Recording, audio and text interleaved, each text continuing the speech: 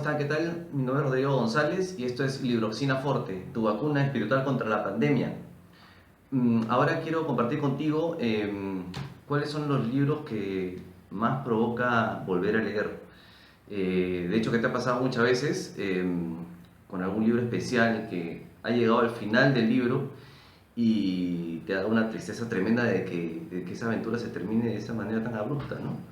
Eh, Generalmente pasa de que al poco tiempo lo vuelves a leer, te da la misma tristeza, lo vuelves a leer y lo vuelves a leer y no puedes parar. O que terminas de leerlo después de 5 veces seguidas y al año siguiente quieres volverlo a leer, ¿no? Eso es como un vicio, algo recurrente. A mí también me ha pasado eso. Y es bastante satisfactorio volver a leer un libro que te ha gustado tanto y te ha marcado tanto, ¿no? Por eso es que quiero compartir contigo en esta ocasión eh, los 10 libros que yo he releído más veces. Vamos a ver, los tengo por acá. El primero que aparece frente a mí es Ella, de Henry Haggard. Una historia que mezcla la geografía de África con una historia donde encuentras desde datos científicos hasta erotismo oculto, ¿no? Es una historia en la cual los protagonistas son Ayesha, que es una mujer de una belleza infinita, inmortal, por obra y gracia de la magia, que gobierna una región inexplorada del África, en tiempos en que el África era pues una tierra misteriosa, ¿no? En los tiempos de Haggard, y que fue motivo de muchas expediciones científicas, ¿no? A lo desconocido. Entonces, ese es el caldo de cultivo para la historia de Ayesha, o ella. El protagonista, digamos, principal, el inglés, digamos, el protagonista que emprende este viaje hacia lo desconocido dentro del África es Joy Vincey, y su compañero de viaje, Holly, es el que al final es el narrador de la historia, ¿no? Entonces, esta historia te sumerge en una especie de túnel místico y bastante salvaje, con un entorno bastante salvaje del África, en el que era en esa época difícil encontrar una mente tan versada como Ayesha, ¿no?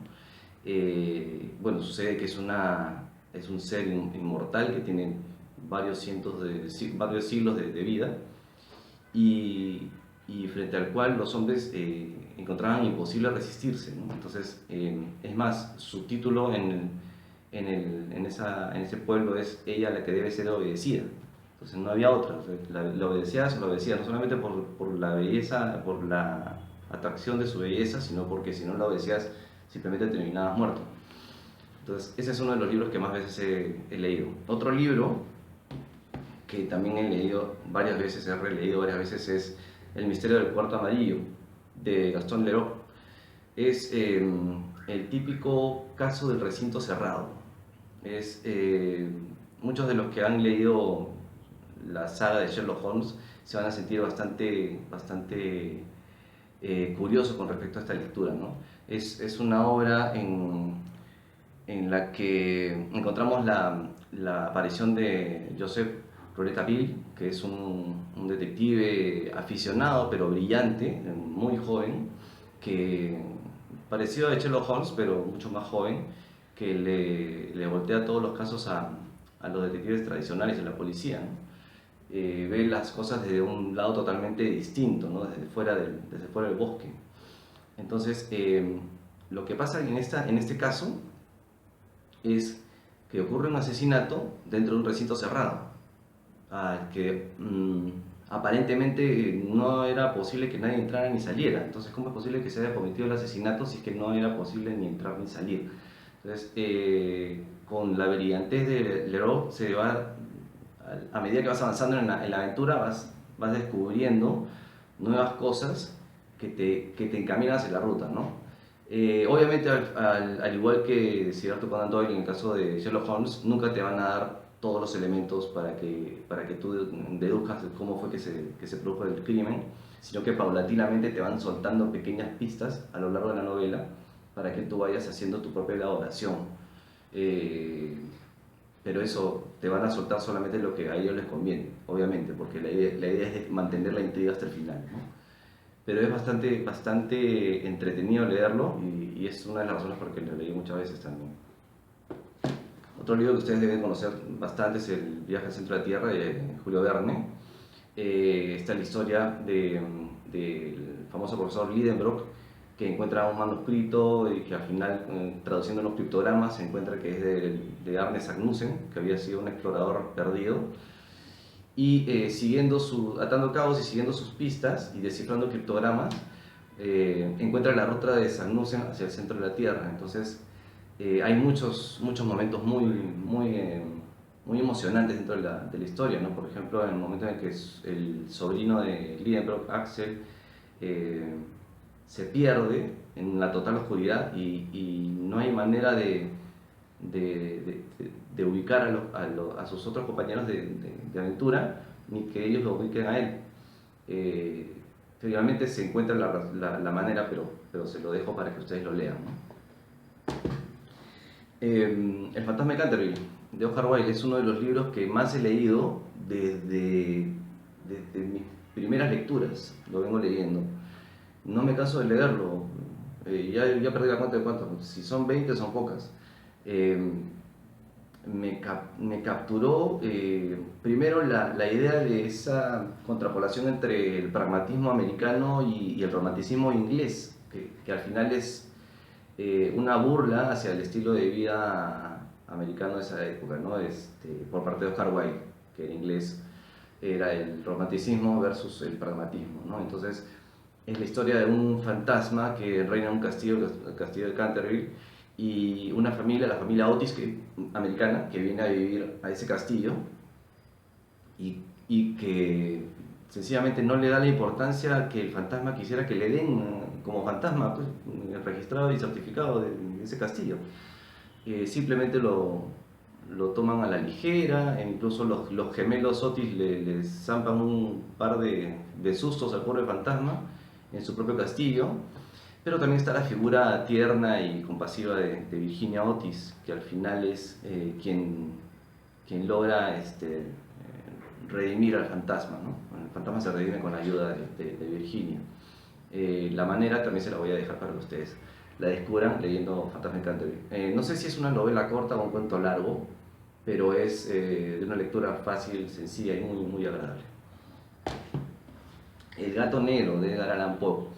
Este es una serie de cuentos realmente tétricos, terroríficos y que te sumergen en una atmósfera turbia, al mismo tiempo rústica y al mismo tiempo antigua, ¿no?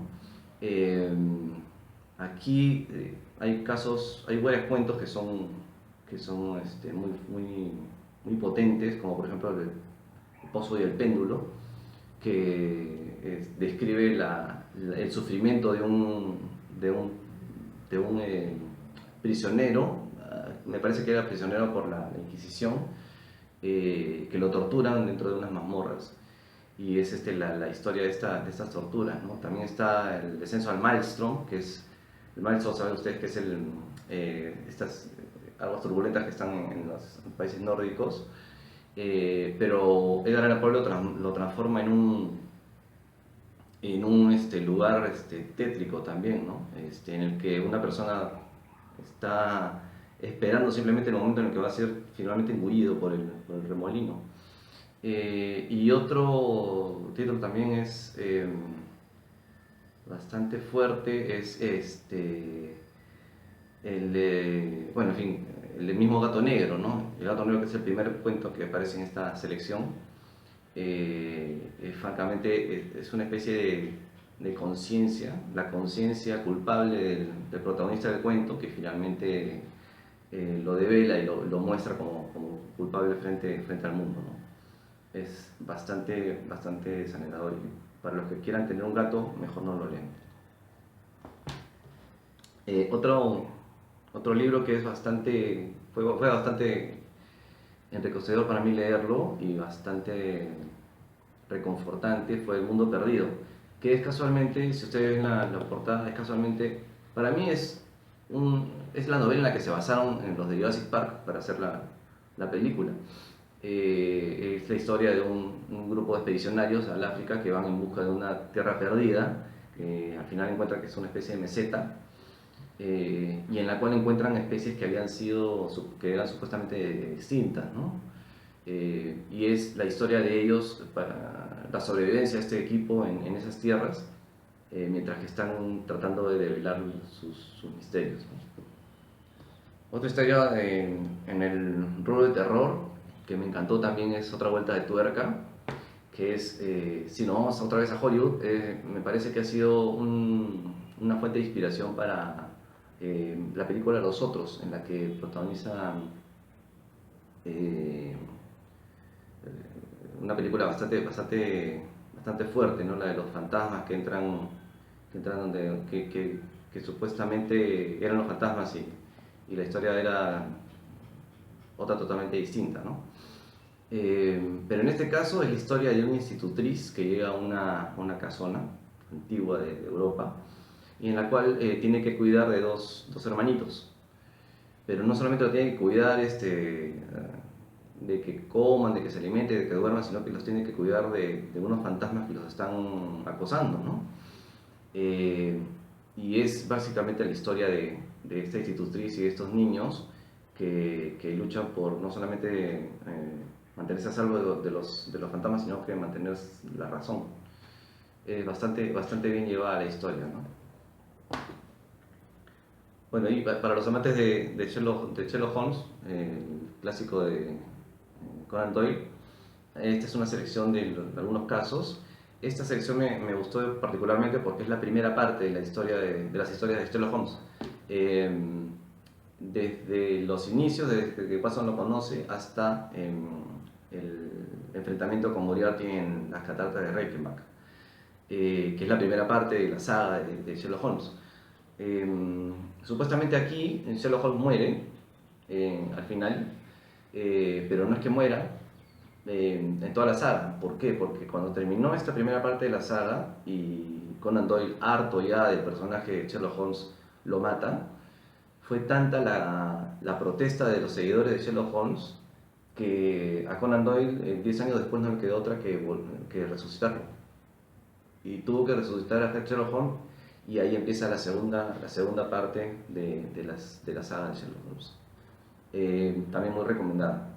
No lo tengo acá, pero también una que bastantes veces he leído, al igual que estas, ha sido la saga de los casos policiales de Agatha Christie, donde Hercule Poirot es el protagonista, ¿no? Es, digamos, el equivalente de Sherlock Holmes en Conan Doyle. 5 semanas en globo es un reto. Parece que a Julio Verne le encantaban los retos, pero este fue su primer libro de aventuras, ¿no? En este libro cuenta la historia de un grupo de expedicionarios que hacen una apuesta. La apuesta era que podían cruzar el África de oriente a occidente sin ningún percance, ¿no?